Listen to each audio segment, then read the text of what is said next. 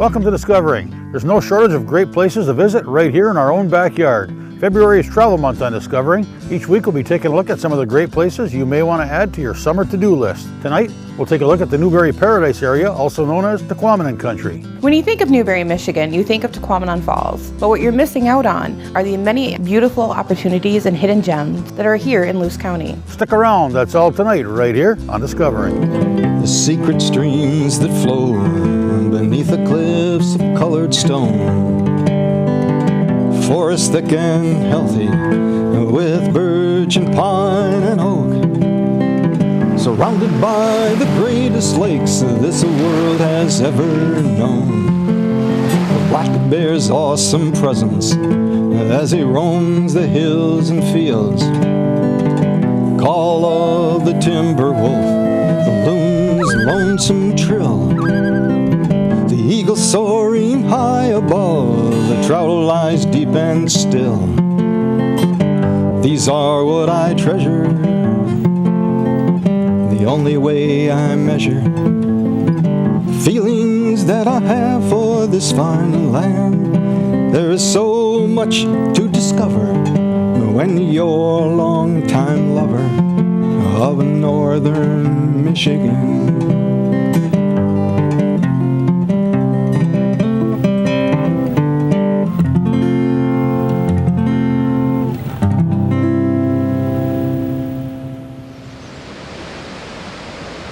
If you're familiar with the Newberry Paradise area, most likely the first thing that comes to mind is Taquamenon Falls, and with good reason.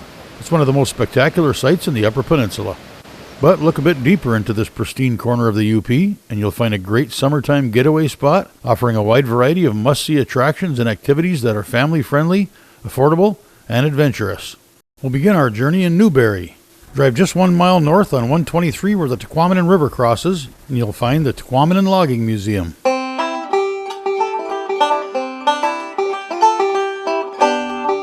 It's a great stop for a look into the history of logging in this area and the means that were used to get timber out of the woods and to the mills.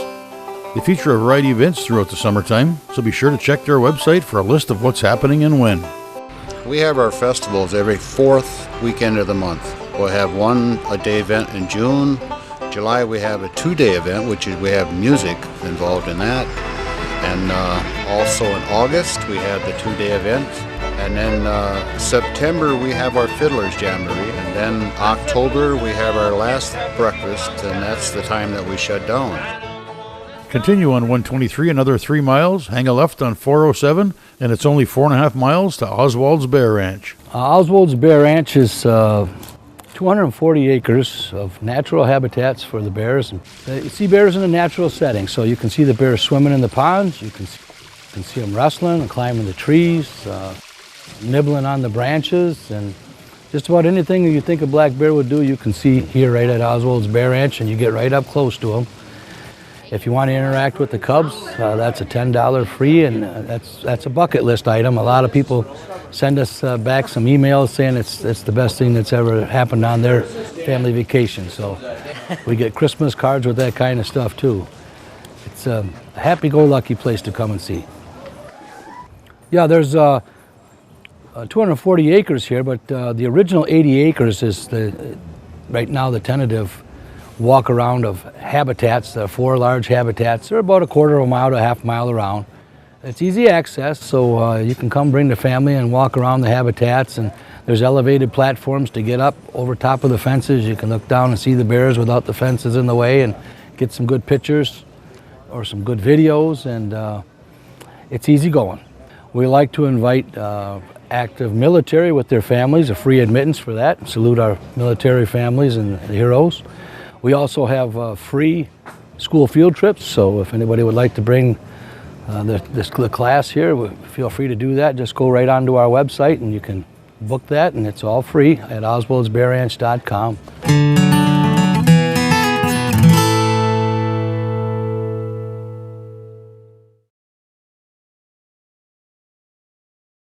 There's certainly no shortage of places to camp and fish in the area. Continue on 407 through Pine Stump Junction, hang a left on 416, and another left on Pretty Lakes Road to one of my favorite places to do both, the Pretty Lakes Quiet Area.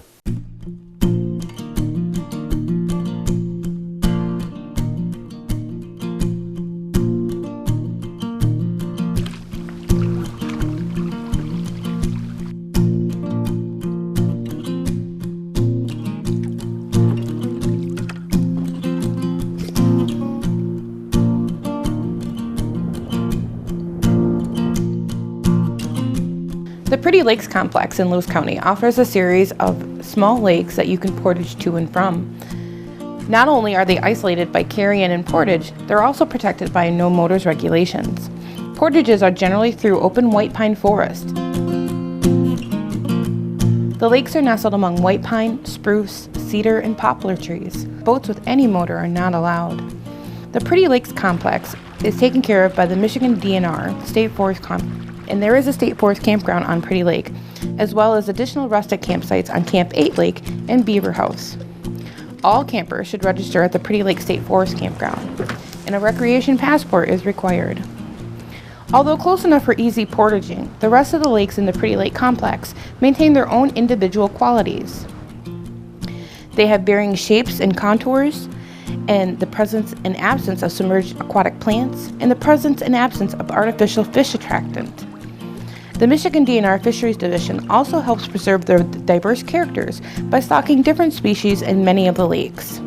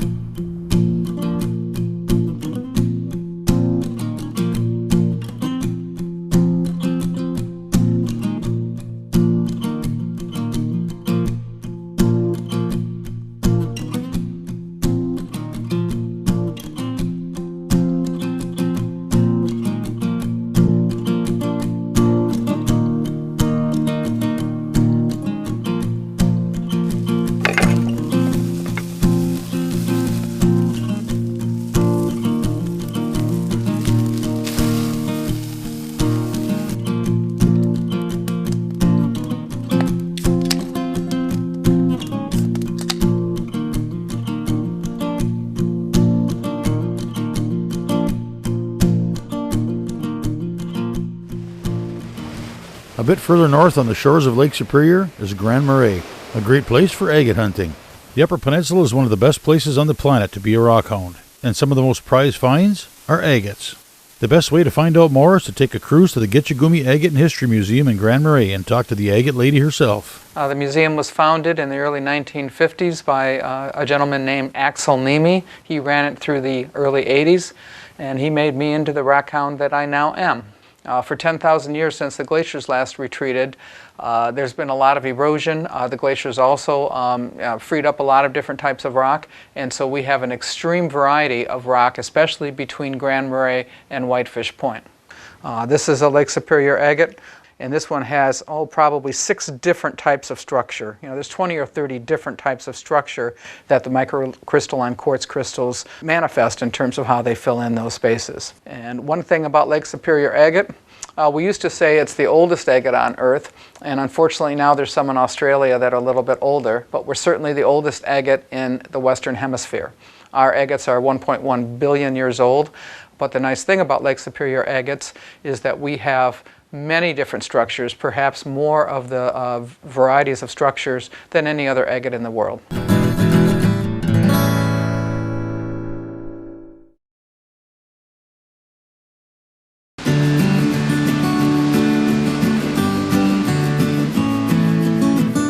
Travel a half an hour north of Newberry on 123 to Taquamenon Falls State Park, home to the area's biggest attraction, Taquamenon Falls.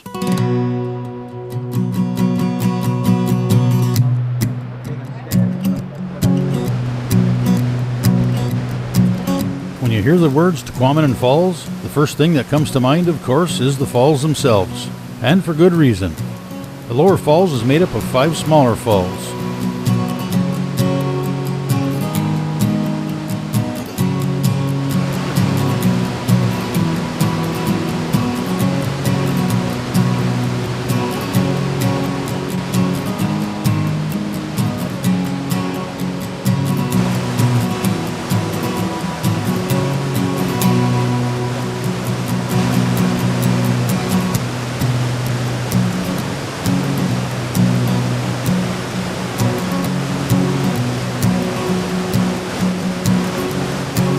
4 miles upstream, the Upper Falls is one of the largest waterfalls east of the Mississippi. It's 200 feet across with a 50-foot drop spilling more than 50,000 gallons of water per second.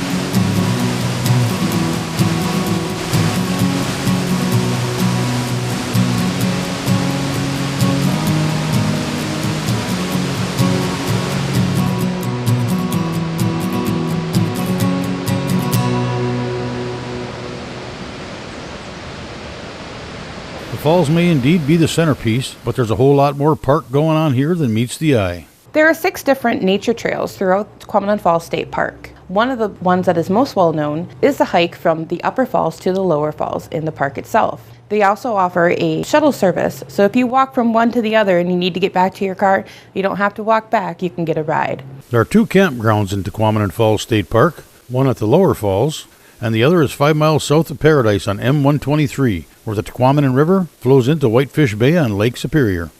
At the Lower Falls campground, there are 2 modern campgrounds with 90 sites each, complete with electricity, fire pit, table, hot showers, and flush toilets. There's a picnic area and shelter, playground and concession stand. The campground at Lower Falls is open year-round. The Taquamenon Falls Rivermouth unit features 136 modern and rustic campsites along the Taquamenon River with a boat launch. Taquamenon Falls State Park encompasses close to 50,000 acres stretching over 13 miles. Most of this is undeveloped woodland without roads, buildings, or power lines. Much of this rarely seen backcountry can be accessed by the 35 miles of hiking trails in the park. Spend a day hiking through some of the great scenery the park has to offer. And if a day is not enough, spend a night at one of the park's backcountry campsites. And when you get back out, stop in at the Taquamenon Falls Brewery for some genuine UP craft beers and great food. Taquamenon Falls Brewery and Pub, also known as Camp 33, has been in Taquamenon Falls State Park for as long as that I can remember. This is a unique location to be a brewery inside a state park. I think perhaps it's so unique that it might be the only one in the United States. The way that this came to be was that in 1947, the state of Michigan declared that this area would be the Taquamenon Falls State Park, consisting of 2 separate parks, the Lower Falls and the Upper Falls. The DNR asked if people in the area would donate land or if they would sell their land to increase the size of the park. In 1949, my grandfather purchased, it was only 164 acres, uniquely situated here, very close to the falls, within less than half a mile. He immediately donated all but 2 acres to the state, and he built some modest camp-style buildings that were seasonal, summer only, and he leased them to others to run businesses such as a souvenir, gift shop, and over-the-counter food, including pasties back in the day. And by the way, the pasties that we serve here today are made by the same person that served way back then. In 1990, my youngest brother Barrett and I acquired this property, and the buildings were not in good shape. So we had to rebuild, bigger in style, but still the fireplace is the focal point, as it always was in the lumber camps. Then later, when we established the brewery and the restaurant, which was in '96, we introduced indoor dining for the first time for summer and winter. In addition to being the owner and managing the restaurant, I'm also the brewer, but I call myself a brewster because in the tradition in Europe is that women did make most of the beer back in the day in Europe, and they were called brewsters, not brewers. So that is my title, as well as other things. And we have a 10-barrel system produced by Bohemian breweries. And these tanks that you see were all made in Hungary 23 years ago. The system is set up though so that I can only serve 4 beers at any one time, and I try to have a nice variety from a stout to a blonde lager. I have a porcupine pale ale, I have a Falls Tannin, And today I'm serving a harvest wheat and a bird's eye maple. Camp 33 has a unique gift shop that features items and things that you can buy that say Taquamenon Falls in the area.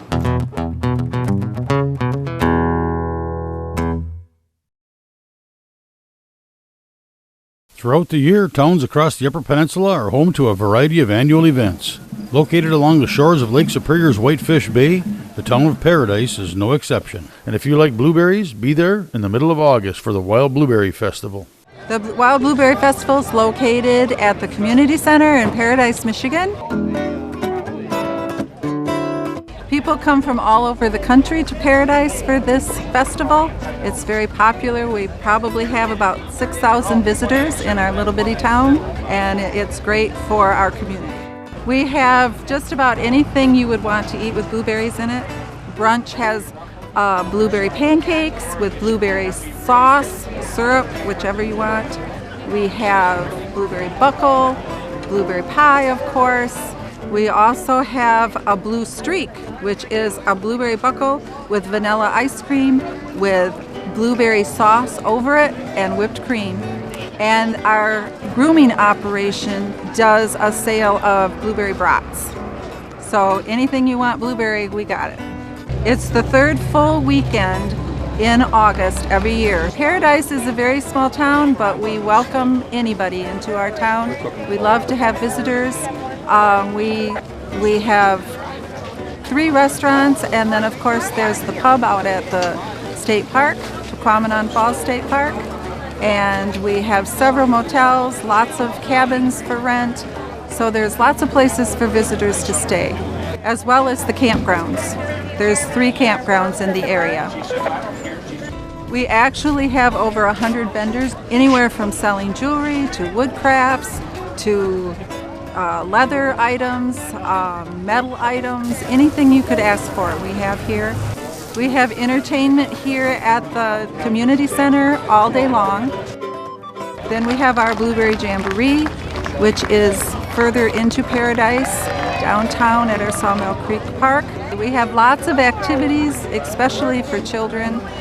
We have a kids tent where they can go make crafts, and also on Friday and Saturday a pie eating contest where the children have to eat the pie without their hands, so it's lots of fun to watch.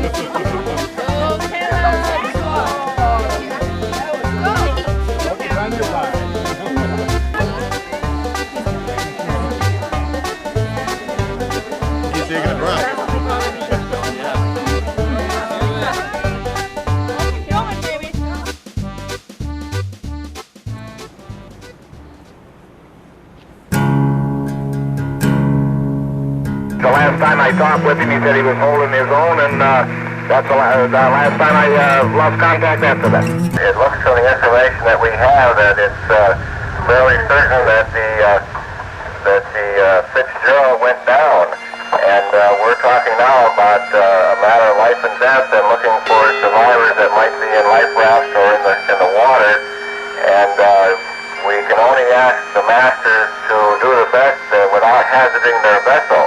Yeah, do you realize what the conditions are out there? Hello, Sukino, do you realize what the conditions are out there, don't you? Whitefish Point is located at the extreme southeastern end of Lake Superior. It is a critical turning point for all vessel traffic entering and leaving this largest of all the Great Lakes.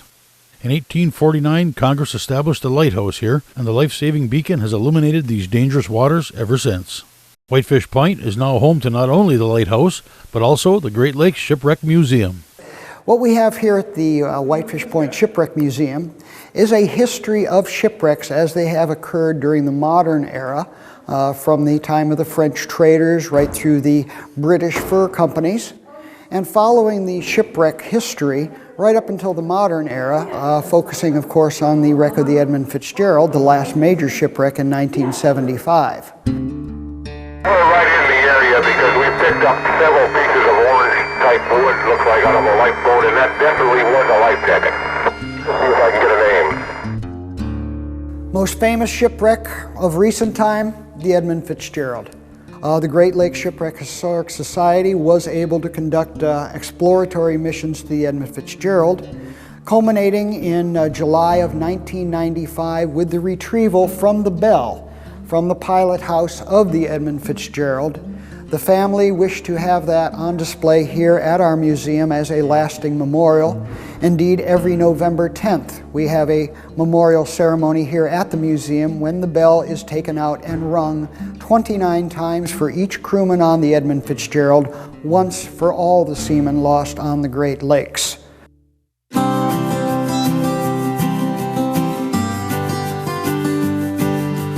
This look at Taquamenon country covers only a portion of all there is to do in this unique corner of the UP. There are many more campgrounds, hiking trails, a couple hundred miles of ORV trails, canoeing and kayaking, and of course a wealth of fishing opportunities. Visit the Whitefish Point Bird Observatory. While you're in the area, stop by the Crisp Point Lighthouse or the Point Iroquois Lighthouse. Check out the many gift shops in the area. During the winter months, you'll find endless snowmobiling opportunities. Maybe come out for the Tahquamenon sled dog race, or any of the many events that take place throughout the year. Regardless of the season, or your quest for adventure, you may want to put Tahquamenon country on your calendar for a great UP vacation destination.